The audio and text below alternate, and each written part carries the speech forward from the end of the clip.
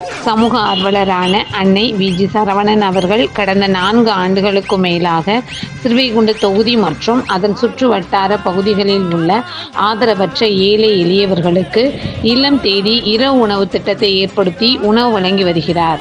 இந்நிலையில் தமிழக வெற்றிக் கழகத்தின் ஐம்பெரும் கொள்கை தலைவர்களுள் ஒருவரான சமூக ஆர்வலர் அஞ்சலையம்மாளை கொள்கை தலைவராக அறிவித்ததன் ஈர்ப்பால் தமிழக வெற்றிக் கழகத்துடன் இணைந்து தமிழக வெற்றிக் கழக தலைவர் தளபதி திரு விஜய் அவர்களின் ஆசியுடன் கழக பொதுச் செயலாளர் அண்ணன் புஷியன் ஆனந்த் அவர்களின் வழிகாட்டுதலின்படியும் மதிய உணவு மற்றும் இரவு உணவு திட்டத்தை ஏற்படுத்தி உணவு வழங்கி வருகிறார்.